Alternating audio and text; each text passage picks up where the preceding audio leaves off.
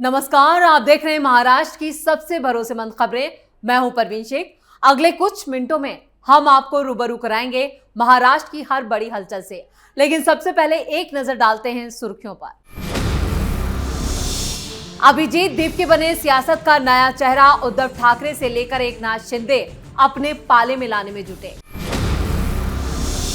कांग्रेस जनता party के जंतर मंतर कांड में आया नया मोड़। बीजेपी नेता की बेटी यशस्विनी राजे सिंह ने अभिजीत दीपके का किया समर्थन। नए शिक्षा मंत्री प्रहलाद जोशी का उड़ाया मजाक। एसआईआर प्रक्रिया पर किरीट सोमैया का बड़ा दावा। एसआईआर अभियान पर उठाए सवाल। बोले 40 लाख बांग्लादेशियों ने भरे जनगणना फॉर्म। कंगना रनौत के बयान पर बड़ा विवाद। गुरु रत्न सदावर्ते ने साधा निशाना। कंगना के इस्तीफे की मांग। सेंट्रल रेलवे के यात्रियों के लिए अलर्ट। रविवार को कई ट्रेनें रहेंगी प्रभावित। सफर से पहले टाइम टेबल जरूर देख लें। शिवसेना नेता बच्चू कंडू की अभिजीत दीपके से मुलाकात पर भड़के बीजेपी समर्थक। सोशल मीडिया पर छिड़ा युद्ध। बोले और कितना मुंह काला कराएंगे कंडू। भिवंडी में बड़ा हादसा। इमारत ढहने से 9 लोगों की गई जान। मंत्री गिरीश महाजन ने दिए हाई लेवल जांच के आदेश। मुंबई में आड़ा भाऊ साठे रिसर्च इंस्टीट्यूट का हुआ भूमि पूजन। सीएम देवेंद्र फडणवीस और डिप्टी सीएम एकनाथ शिंदे ने वंशजों को किया सम्मानित। बीजेपी की पूर्व सांसद नवनीत राणा के खिलाफ आपत्तिजनक और भड़काऊ इंस्टाग्राम पोस्ट पर पुलिस का बड़ा एक्शन। सोशल मीडिया यूजर्स की जांच में जुटी पुलिस। महाराष्ट्र में भारी बारिश की चेतावनी। अगले 24 घंटों में पुणे, नासिक सहित 4 जिलों में बारिश बन सकती है आफत। आईएमडी ने जारी किया रेड अलर्ट। खबरों में सबसे पहले बात उद्धव और एकनाथ शिंदे की। उद्धव ठाकरे की अभिजीत दीपके से बढ़ती नजदीकियों को देखते हुए एकनाथ शिंदे ने भी अभिजीत दीपके से अपने रिश्ते मजबूत करने की कोशिश की है। अभिजीत दीपके को लेकर दोनों शिवसेनाएं उन्हें अपने साथ रखने के लिए अलग अलग पैंतरेबाजी अपना रही हैं, यानी दोनों ही शिवसेना के बीच खींचतान मची है। उद्धव ठाकरे बीजेपी के खिलाफ अभिजीत दीपके के विरोध प्रदर्शन का समर्थन करने वाले पहले शख्स थे। उद्धव ठाकरे ने ही विरोध प्रदर्शन के दौरान अभिजीत दीपके की बात की और कहा कि ठाकरे की शिवसेना जंतर मंतर विरोध प्रदर्शन के साथ है। इतना ही नहीं, उद्धव ने ही देश भर के लोगों से अभिजीत दीपके और उनके युवा आंदोलन का समर्थन करने की अपील की थी। उद्धव ठाकरे खुद जंतर मंतर पर गए थे और अभिजीत दीपके से मुलाकात भी की गई थी। ठाकरे ने मुंबई और पूरे राज्य में उनके समर्थन में प्रदर्शन भी किया। अभिजीत दीपके और उद्धव ठाकरे के बीच बढ़ती नजदीकी को देखते हुए एकनाथ शिंदे ने भी दीपके से संपर्क साधने की कोशिश की। छत्रपति संभाजीनगर के पालक मंत्री संजय शिरसाट ने वो खुद दीपके के घर गए और उनके माता पिता से मुलाकात की। उनके पूरे परिवार के साथ फोटो भी खिंचवाई। इसके बाद शिंदे के नेता बच्चू कंडू ने भी अभिजीत दीपके के घर जाकर उनसे बातचीत की है। शिंदे की शिवसेना बीजेपी के साथ सत्ता में है और इस बीच छत्रपति संभाजीनगर के पूर्व सांसद चंद्रकांत खीरे ने भी दीपके के घर जाकर उनसे और उनके परिवार के सदस्यों से मुलाकात की और उद्धव ठाकरे से फोन पर बात कराने की व्यवस्था भी की, जिसके बाद उद्धव ठाकरे ने फिर दीपके से फोन पर बात की। अपने प्रतिद्वंदी ठाकरे की शिवसेना से बढ़ती नजदीकी को देखते हुए शिंदे शिवसेना ने भी दीपके से बातचीत की। क्या अभिजीत दीपके राजनीति में कदम रखने वाले हैं? हालांकि इस पर अभी कोई बयान तो नहीं आया, लेकिन उनके कांग्रेस में शामिल होने की बात जरूर कही गई थी, जिस पर दीपके ने कांग्रेस में फिलहाल जाने से मना कर दिया। लेकिन दोनों शिवसेनाएं दीपके को अपने पाले में लाने की कोशिशें जरूर कर रही है। मौजूदा हालात से पता चलता है कि दोनों शिवसेनाएं दीपके को भविष्य में अपने साथ रखने के लिए होड़ मच चुकी है, यानी दोनों शिवसेनाओं में ये होड़ है कि दीपके किसके ज्यादा नजदीक है, जिस पर बीजेपी ने नाराजगी जताई है। बच्चू कंडू का ये कदम बीजेपी समर्थकों को बिल्कुल भी रास नहीं आ रहा। जैसे ही कंडू ने दीपके से मुलाकात की जानकारी सोशल मीडिया पर साझा की तो बीजेपी समर्थकों ने उन्हें निशाने पर ले लिया। बीजेपी समर्थकों की प्रतिक्रिया बेहद तीखी और व्यक्तिगत थी। एक बीजेपी समर्थक ने टिप्पणी करते हुए लिखा, बच्चू कंडू और कहां अपना मुंह काला कराने जाएंगे। इतना ही नहीं, समर्थकों ने उनके नाम का मजाक उड़ाते हुए उन्हें घोंचू तक कह डाला। तर्क दिया कि बच्चू और घोंचू सुनने में एक जैसे ही लगते हैं। इसके साथ ही बच्चू का जिस तरह से पूरा रवैया रहा और दीपके के साथ उन्होंने मुलाकात की, तस्वीरें साझा की, इस पर सोशल मीडिया में एक तरह से जंग छिड़ गई है और बीजेपी के सभी समर्थक उन पर फायर है। खबरों में आगे का रुख करते हैं। जंतर मंतर कांड पर बीजेपी और उनके समर्थक अब बुरी तरह से भड़क गए हैं। देश विरोधी इस मुहिम से बीजेपी खासी नाराज है और इसे राष्ट्र विरोधी करार दिया गया है। छात्रों की आड़ में जिस तरह से दंगे और हंगामा और बवाल मचाया गया, उसको लेकर भी सवाल खड़े हो रहे हैं और जांच के आदेश दिए गए हैं।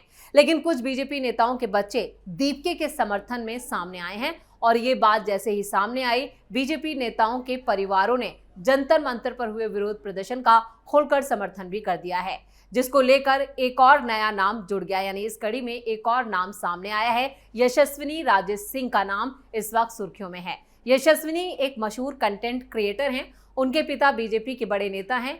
उन्होंने छात्र विरोध प्रदर्शन को लेकर सरकार की आलोचना की है, सार्वजनिक रूप से सीजेपी विरोध प्रदर्शन का समर्थन किया है। इतना ही नहीं, धर्मेंद्र प्रधान की जगह प्रहलाद जोशी को नया शिक्षा मंत्री नियुक्त किए जाने को लेकर भी उन्होंने तीखी टिप्पणी की है। उन्होंने कहा कि ये एक क्रूर मजाक है, एक क्रूर उपहास है। यशस्विनी उत्तर प्रदेश के पूर्व बीजेपी विधायक विक्रम सिंह की बेटी हैं। उन्होंने खुद दिल्ली के जंतर मंतर पर मुख्य न्यायाधीश के विरोध प्रदर्शन में हिस्सा लिया था। उन्होंने अल जजीरा चैनल को एक इंटरव्यू दिया था, जिसमें उन्होंने शिक्षा विभाग की जिम्मेदारी प्रहलाद जोशी को सौंपे जाने पर यह बयान दिया। उन्होंने इस नियुक्ति पर ही गंभीर सवाल उठाए हैं। उन्होंने तीखी टिप्पणी करते हुए कहा कि जोशी की नियुक्ति एक मजाक है। यशस्विनी यही नहीं रुकी, उन्होंने धर्मेंद्र प्रधान के इस्तीफे में इस्तेमाल की गई भाषा की भी आलोचना करते हुए कहा कि उन्होंने नीट छात्रों की सुसाइड और पेपर लीक के लिए कोई भी खेद नहीं जताया। यशस्वी ने ये सीजेपी आंदोलन का खुलकर समर्थन किया और आंदोलन की तारीफ की। इतना ही नहीं, उन्होंने जंतर मंतर पर हुए आंदोलन में हिस्सा लिया था। धर्मेंद्र प्रधान के साथ मिलकर उन्होंने प्रहलाद जोशी की नियुक्ति पर भी कटाक्ष किया है और वो अकेली नहीं है। इससे पहले भी बीजेपी के कई बच्चों ने इसी तरह से सीजेपी का समर्थन किया है और अब इसको लेकर बीजेपी के अंदर ही सवाल उठने लगे हैं कि आखिर बीजेपी अपने बच्चों पर कंट्रोल क्यों नहीं कर पा रही, क्योंकि एक बड़ा वर्ग जो है वो इस आंदोलन से काफी आहत है। और जिस तरह से जांच में जो खबरें सामने आ रही हैं वो बता रही हैं कि इस विरोध प्रदर्शन की आड़ में देश विरोधी ताकतों के हाथ था और साथ ही साथ इसमें विदेशों से फंडिंग की गई और इस पूरे आंदोलन को एक तरह से मोदी विरोध के तौर पर भी जो है वो देखा जा रहा है, क्योंकि जांच में जो खुलासे हो रहे हैं वो काफी चौंकाने वाले हैं। खबरों में अब बात बड़े खुलासे की। बीजेपी नेता किरीट सोमैया ने महाराष्ट्र में बांग्लादेशी घुसपैठियों और जनगणना फॉर्म को लेकर बड़ा दावा किया है। उन्होंने आरोप लगाया है कि अब तक 40 लाख से ज्यादा बांग्लादेशी घुसपैठियों ने फर्जी दस्तावेजों के आधार पर जनगणना फॉर्म भरे हैं। सोमैया का आरोप है कि इस पूरी प्रक्रिया में बड़े पैमाने पर गड़बड़ियां की गई हैं और इसकी निष्पक्ष जांच की जानी चाहिए। किरीट सोमैया ने कहा कि एसआईआर प्रक्रिया के दौरान कई जगहों पर मस्जिदों से बड़ी संख्या में फर्जी जनगणना फॉर्म भरे जा रहे हैं। उनके मुताबिक ये मामला सिर्फ दस्तावेजों की गड़बड़ी तक सीमित नहीं है, बल्कि इससे राष्ट्रीय सुरक्षा और सरकारी रिकॉर्ड की विश्वसनीयता पर भी सवाल खड़े होते हैं। वो यही नहीं रुके, उन्होंने आगे कहा कि बीजेपी इस मुद्दे को गंभीरता से उठा रही है और पूरे मामले का विरोध भी करेगी। किरीट सोमैया ने वर्धा जिले के हिंगन घाट का जिक्र करते हुए दावा किया कि वहां करीब 8000 लोगों ने जनगणना फॉर्म भरे हैं, जबकि वो स्थानीय लोग भी नहीं हैं। उनका आरोप यह भी है कि सभी मूल रूप से बांग्लादेश से जुड़े और फर्जी दस्तावेजों के आधार पर ही सरकारी रिकॉर्ड में अपना नाम दर्ज कराने की कोशिश की है। बीजेपी नेता ने राज्य और केंद्र सरकार से जुड़ी एजेंसियों से इस मामले की जांच कराने और फर्जी दस्तावेजों के आधार पर जनगणना फॉर्म भरने वालों के खिलाफ बड़े एक्शन की मांग की है। साथ ही साथ जो 40 लाख फॉर्म भरे गए हैं उनकी दोबारा जांच की मांग की है और उन्हें कैंसिल करने की भी बात कही है। उन्होंने कहा कि अगर इस तरह की गड़बड़ियों पर समय रहते रोक नहीं लगाई गई तो इसका असर प्रशासनिक व्यवस्था और सरकारी योजनाओं पर भी पड़ सकता है। हालांकि इन आरोपों से जुड़े सरकारी एजेंसियों या दूसरे पक्षों की तरफ से अभी तक कोई आधिकारिक प्रतिक्रिया सामने नहीं आई है, लेकिन फिलहाल इन दावों के बाद हड़कंप जरूर मच गया है और मुंबई पुलिस जरूर अलर्ट मूड में नजर आ रही है। वहीं जांच एजेंसियों ने इस पूरे मामले पर अभी तक अपना पक्ष नहीं रखा है, लेकिन 40 लाख घुसपैठियों का जिक्र कर पूरा महाराष्ट्र में इस खबर की कह के एक तरह से हलचल मची है कि 40 लाख घुसपैठिए अगर फर्जी दस्तावेजों के आधार पर जनगणना फॉर्म भरते हैं तो यहां पर चूक कहां हुई है और इसमें किसकी जिम्मेदारी बनती है। और खबरों में अब बात कंगना के इस्तीफे की। एक्ट्रेस और बीजेपी सांसद कंगना रनौत ने कॉकरोचों को गटर छाप कहा था, जिस पर कंगना अब सोशल मीडिया और ट्रोलर्स के निशाने पर है। उनके खिलाफ सोशल मीडिया पर गालियों की बौछार शुरू हो गई और सीजेपी प्रवक्ता सौरभ दास भी उन पर पर्सनल अटैक करने से पीछे नहीं हटे। वो कहते नजर आए कि वो ऋतिक रोशन की तरह दिखते हैं, इसलिए कंगना उनके पीछे पड़ी है। अब इसी कड़ी में महाराष्ट्र के मशहूर वकील गुणरत्न सदावर्ते ने भी कंगना रनौत की आलोचना की है, उनसे माफी मांगने की मांग की है और कहा है कि इस मामले को ज्यादा तूल दिया जा रहा है। गुणरत्न सदावर्ते ने कंगना रनौत की कड़ी आलोचना करते हुए कहा कि उनसे इस्तीफा ले लेना चाहिए। पीएम मोदी से कहा है कि वो जल्द से जल्द कंगना का इस्तीफा लें। साथ ही साथ उन्होंने आरएसएस की भी आलोचना की। उन्होंने कंगना रनौत से उनके बयानों के लिए माफी मांगने की मांग की। साथ ही पीएम मोदी से कहा है कि वो कंगना को कहें कि वो इस्तीफा दे दे, जो फालतू की बातें करती हैं। युवाओं को गटर छाप कहने का मामला यही नहीं थम रहा है, महाराष्ट्र में इसको लेकर काफी हंगामा भी हो रहा है। युवाओं ने कंगना रनौत की फिल्मों का भी बहिष्कार करने का ऐलान किया है। मोदी ने भी अपने फैसले में युवाओं को शामिल किया। सदावर्ते ने कहा कि कंगना रनौत मोहन भागवत से उम्र में बड़ी नहीं है, लेकिन उन्होंने मुख्य न्यायिक समिति के अध्यक्ष अभिजीत दीपके की आलोचना की। अभिजीत दीपके जो कह रहे हैं वो समझ से परे है। सदावर्ते ने उन्हें सलाह दी है कि वो प्रचार के लिए कुछ भी ना करें। सदावर्ते ने मराठा आरक्षण के लिए संघर्ष करने वाले मनोज जरांगे की भी आलोचना की। मनोज जरांगे और डिप्टी सीएम एकनाथ शिंदे के अच्छे रिश्ते हैं, इसलिए सदावर्ते ने उम्मीद जताई है कि एकनाथ शिंदे जरांगे से कहेंगे कि वो त्योहारों के मौसम में लोगों को परेशान ना करें। यानी इस तरह के आंदोलन करके मुंबई में ट्रैफिक जाम या बाकी जो परेशानियां आम लोगों को होती हैं उससे बचा जाए उतना बेहतर होगा। खबरों के आखिर में बात रेलवे पर जाम की। मध्य रेलवे के मुंबई डिवीजन ने कई इंजीनियरिंग और रखरखाव कामों के लिए 2 अगस्त को माटुंगा और मुलुंड के बीच मेन लाइन और छत्रपति शिवाजी महाराज टर्मिनस और चुना भट्टी और बांद्रा स्टेशनों के बीच हार्बर लाइन पर मेगा ब्लॉक की घोषणा की है।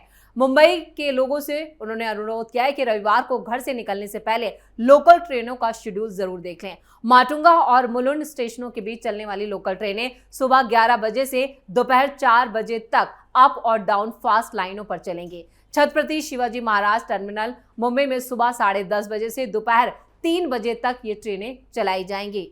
इसके साथ ही माटुंगा से डाउन स्लो लाइन पर डाइवर्ट किया जाएगा। ये लोकल ट्रेनें माटुंगा और मुलुंड स्टेशनों के बीच निर्धारित स्टेशनों पर रुकेंगी और इसके बाद 15 मिनट की देरी से पहुंचेंगी। ठाणे से चलने वाली फास्ट ट्रैक को मुलुंड से डाउन फास्ट लाइन पर डाइवर्ट किया गया है। ठाणे से सुबह 11 बजे से दोपहर 3 बजे के बीच चलने वाली अप फास्ट लाइन की लोकल ट्रेनों का भी टाइम बदला गया है और इन्हें भी दूसरे स्टेशनों पर डाइवर्ट किया गया है। ये ट्रेनें मुलुंड और माटुंगा स्टेशनों के बीच निर्धारित स्टेशनों पर रुकेंगी। माटुंगा से फिर अप फास्ट लाइन में डाइवर्ट कर दी जाएंगी और अपने गंतव्य पर ये 15 मिनट की देरी से पहुंचेंगे। मुंबई के छत्रपति शिवाजी महाराज टर्मिनल से वाशी, बेलापुर, पनवेल जाने वाली डाउन हार्बर लाइन की लोकल ट्रेनों में भी टाइम में बदलाव किया गया है। मुंबई के छत्रपति शिवाजी महाराज टर्मिनल से बांद्रा गोरेगांव जाने वाली डाउन हार्बर लाइन की ट्रेनें भी सुबह 10 बजे से 4:30 बजे तक रद्द रहेंगी। पनवेल, बेलापुर, वाशी से छत्रपति शिवाजी महाराज टर्मिनल और मुंबई तक चलने वाली लोकल ट्रेनें सुबह 9:53 से दोपहर 3:20 तक अप हार्बर लाइन पर गोरेगांव, बांद्रा से छत्रपति शिवाजी महाराज टर्मिनल तक चलने वाली लोकल ट्रेनों के टाइम में भी बदलाव किया गया है। वहीं बांदी काल के दौरान पनवेल और कुर्ला के बीच भी 20 मिनट का अंतराल देखा जाएगा। यानी ये पूरा शेड्यूल जो है उसे रिलीज कर दिया गया है। बताया गया है कि मुंबई वाले अगर लोकल ट्रेनों का रविवार को इस्तेमाल करते हैं तो पहले शेड्यूल देख लें, उसके बाद ही घरों से बाहर निकलें, क्योंकि संडे को पूरे दिन जो लोकल ट्रेनें हैं उन पर काफ़ी काम किया जाएगा और इन्हीं काम की वजह से इन ट्रेनों के टाइम में बदलाव किया गया है या फिर जो स्टेशन हैं उनमें बदलाव कर दिया गया है। इसी के साथ महाराष्ट्र फाइल्स में इतना ही। वीडियो कैसा लगा कमेंट करके अपनी राय जरूर दें। वीडियो को लाइक करें, शेयर करें और कैपिटल टीवी को सब्सक्राइब जरूर करें। धन्यवाद।